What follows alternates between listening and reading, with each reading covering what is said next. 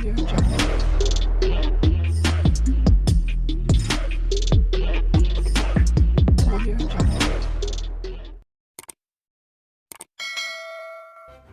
kasih karena memilih channel ini. Sebelum kita mulakan video ini, sila pertimbangkan untuk menekan butang like, share, dan subscribe, dan aktifkan butang lonceng Anda agar Anda sentiasa mendapat info-info percuma pada setiap hari dari channel kami. Dan tinggalkan komen Anda karena komen Anda amatlah dihargai. Terima kasih.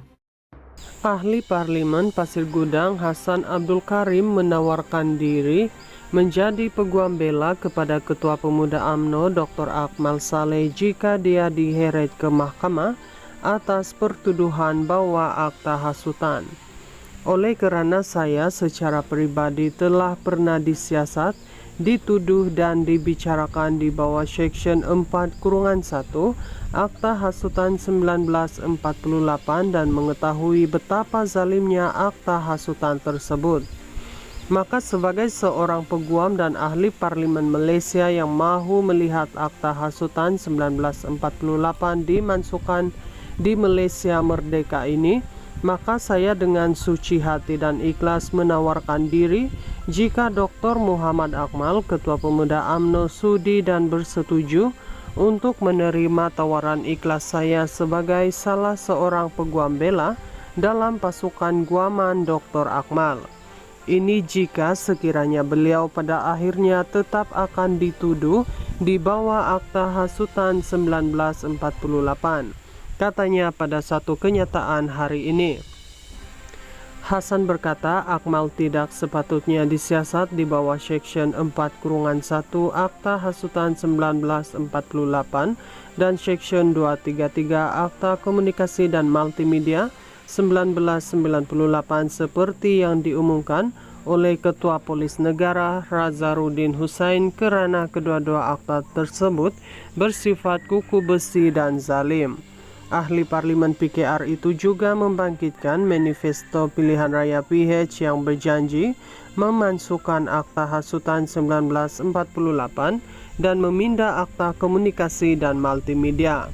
Kata Hasan, Ketua Pemuda UMNO itu lebih wajar disiasat di bawah Seksyen 298E Kanun Keseksaan kerana mungkin menyebabkan keadaan tidak harmoni, perpecahan dalam masyarakat, menimbulkan kebencian atau membangkitkan sebab kepada orang lain melakukan keganasan. Kita mungkin tidak setuju atau tidak sependapat dengan pandangan-pandangan yang dikemukakan oleh Dr. Muhammad Akmal Saleh, tetapi hak beliau untuk bersuara dan menyatakan pendiriannya dalam soal stalking yang dikaitkan dengan kalimat Allah adalah dilindungi di bawah perkara 10-1E Perlembagaan Persekutuan di bahwa tiap-tiap warga negara berhak kepada kebebasan bercakap dan bersuara, kata Hasan lagi.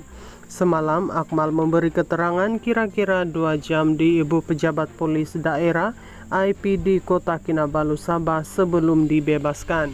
Media melaporkan polis merakam kenyataannya susulan ucapannya dalam ceramah di Kelantan pada Sabtu lalu. Akmal yang disiasat bawa akta hasutan 1948 berkata dia dimaklumkan untuk sesi rakaman percakapan itu melalui panggilan telepon sejurus sampai ke Sabah pagi semalam. Saya ada tanya sekiranya boleh tunggu, namun keterangan itu perlu diambil secepat mungkin, katanya.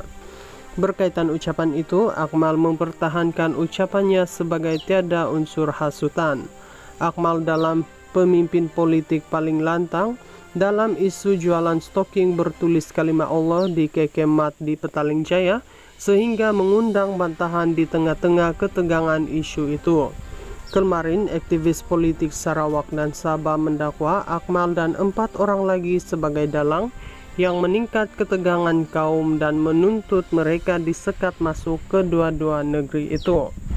Polis mendedahkan terdapat 2 laporan polis dibuat terhadap Akmal dalam isu berkenaan dan kes disiasat bawah Seksyen 4-1 Akta Hasutan 1948 dan Seksyen 233 Akta Komunikasi Multimedia 1998 Komunikasi Jelek. Setakat ini 3 kedai kekemat masing-masing di Perak, Pahang dan Sarawak menjadi sasaran keganasan melalui serangan bom botol. Ahli Parlimen Pasir Gudang Hasan Abdul Karim menawarkan diri menjadi peguam bela kepada Ketua Pemuda UMNO Dr. Akmal Saleh jika dia diheret ke mahkamah atas pertuduhan bawa akta hasutan.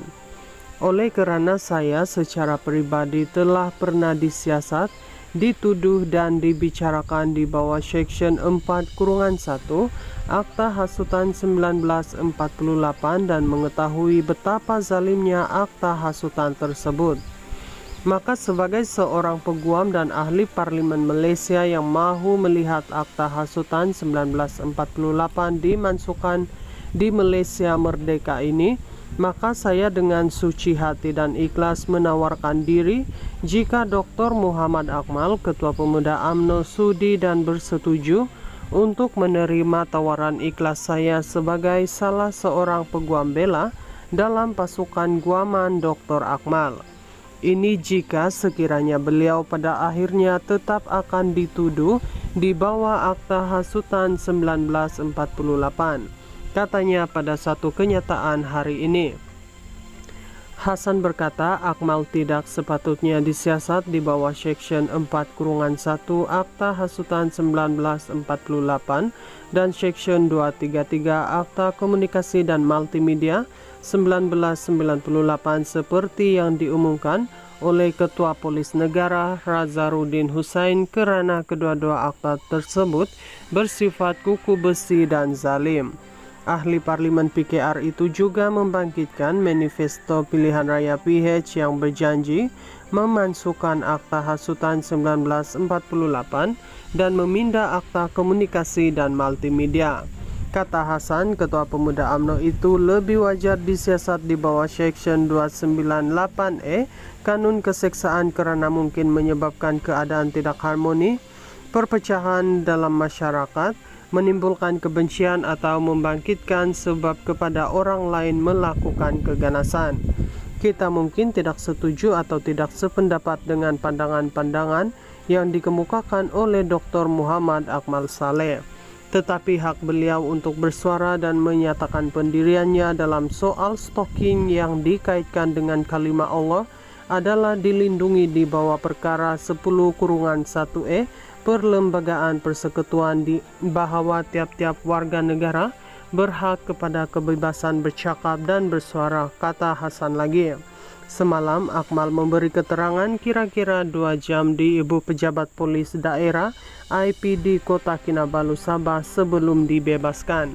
Media melaporkan polis merakam kenyataannya susulan ucapannya dalam ceramah di Kelantan pada Sabtu lalu.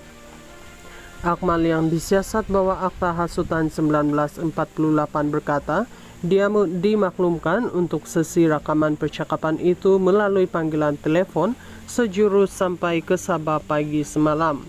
Saya ada tanya sekiranya boleh tunggu, namun keterangan itu perlu diambil secepat mungkin, katanya. Berkaitan ucapan itu, Akmal mempertahankan ucapannya sebagai tiada unsur hasutan. Akmal dalam pemimpin politik paling lantang dalam isu jualan stocking bertulis kalimat Allah di kekemat di Petaling Jaya sehingga mengundang bantahan di tengah-tengah ketegangan isu itu. Kemarin aktivis politik Sarawak dan Sabah mendakwa Akmal dan 4 orang lagi sebagai dalang yang meningkat ketegangan kaum dan menuntut mereka disekat masuk ke dua-dua negeri itu. Polis mendedahkan terdapat 2 laporan polis dibuat terhadap Akmal dalam isu berkenaan dan kes disiasat bawah Seksyen 4-1 Akta Hasutan 1948 dan Seksyen 233 Akta Komunikasi Multimedia 1998 Komunikasi Jelek. Setakat ini 3 kedai kekemat masing-masing di Perak, Pahang dan Sarawak menjadi sasaran keganasan melalui serangan bom botol.